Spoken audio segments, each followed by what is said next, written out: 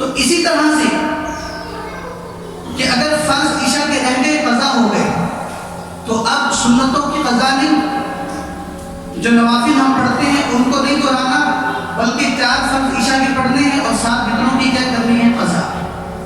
اسی سے علماء نے مسئلہ نکالا کہ اگر وتروں کی اتنی تاکید احادیث میں ہے تو فجر کی 2 سنتوں کی تاکید بھی احادیث میں بہت زیادہ مل رہی ہے، لہذا ان کا حکم بھی وجوب کا ہے کہ اگر نماز فجر سے قبل کسی کی سنتیں رہ گئیں تو طلوع شمس کے بعد وہ ان سنتوں کی قضا کرے۔ سمجھ میں آؤ؟ طلوع شمس کے بعد ان سنتوں کی کیا کرے؟ قضا کرے۔ چھوڑنے کسی صورت میں نہیں ہے۔ کیوں؟ اس لیے کہ فرمایا خیر من الدنیا وما فیہا، جو ان 2 رکعتوں کو پابندی سے پڑھے گا یہ دنیا اور دنیا کے اندر جتنے بھی سامان اور اسباب ہیں، اثاثے ہیں، سب سے اس سے قیمتی اثاثہ فجر کی 2 سنتوں کی پابندی ہے۔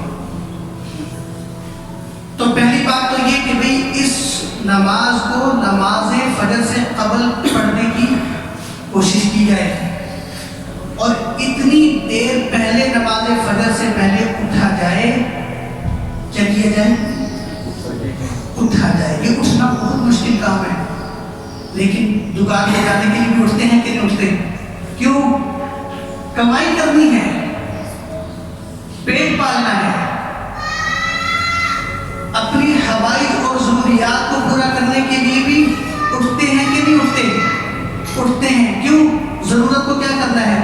پورا کرنا ہے۔ تو میرے بھائی جس طرح سے دنیا کمانے کے لیے بستر سے اٹھ جاتے ہیں، آخرت کمانے کے لیے بھی بستر سے اٹھنا چاہیے کہ نہیں اٹھنا چاہیے؟ اس کے لیے تو نبی پہلے سے اٹھ جاتے تھے تہجد کی صورت میں، صحابہ بھی اٹھ جاتے تھے تہجد کی صورت میں۔ اور جس طرح دنیا کی ضرورت پورا کرنے کے لیے انسان بستر چھوڑتا ہے، تو قبر اور آخرت کی ضرورت پورا کرنے کے لیے بستر نہیں چھوڑنا چاہیے۔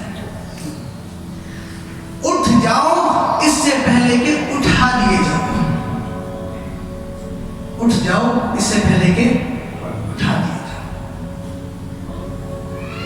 اس سے پہلے کہ لوگ ہماری چارپائی کو اٹھائیں اور ہم اٹھنا چاہیں لیکن اٹھ نہ پائیں، اس سے قبل ہم خود اٹھنے کی ترتیب زندگی میں بنا لیں۔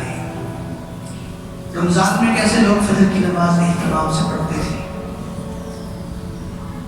تو اللہ نے آپ سب کو بتایا کہ دیکھو تم پڑھ سکتے ہو، اگر نہ پڑھ سکتے ہوتے تو رمضان میں بھی نہ پڑھتے۔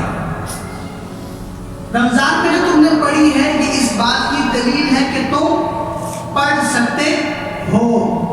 اب اگر رمضان کے بعد تم نہیں پڑھ رہے تو یہ تمہاری اپنی کمی اور کوتاہی ہے، جس کمی اور کوتاہی پر قیامت کے دن مواخذہ ہوگا، بچت نہیں ہوگی۔ ایک بندہ بیمار ہے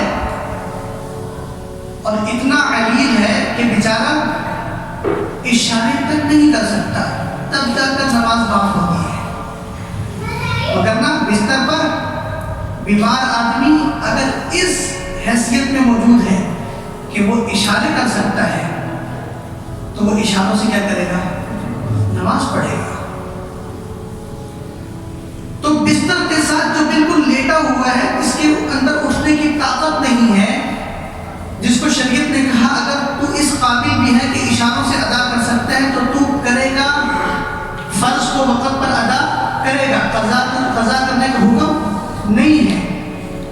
تو جو بالکل صحیح سلامت ہو، ہٹا کٹا ہو، نوجوان ہو، صحت اس کی عروج پر ہو، وہ اگر فجر کی نماز کے لیے بستر نہیں چھوڑتا تو اس پر تو بڑی سخت مواخذے کی صورت قیامت کے دن پیدا ہو جائے گی۔ اس لیے آج جو بتایا جا رہا ہے، جو کہا جا رہا ہے، اس کو سننے کے بعد عمل کی ترتیب بناؤ، قبل اس کے کہ وہ وقت آ جائے کہ جب بتانے والے اور سمجھانے والوں کی نوبت ختم ہو جائے اور پھر محاسبے کو پوچھنے کا وقت آ جائے۔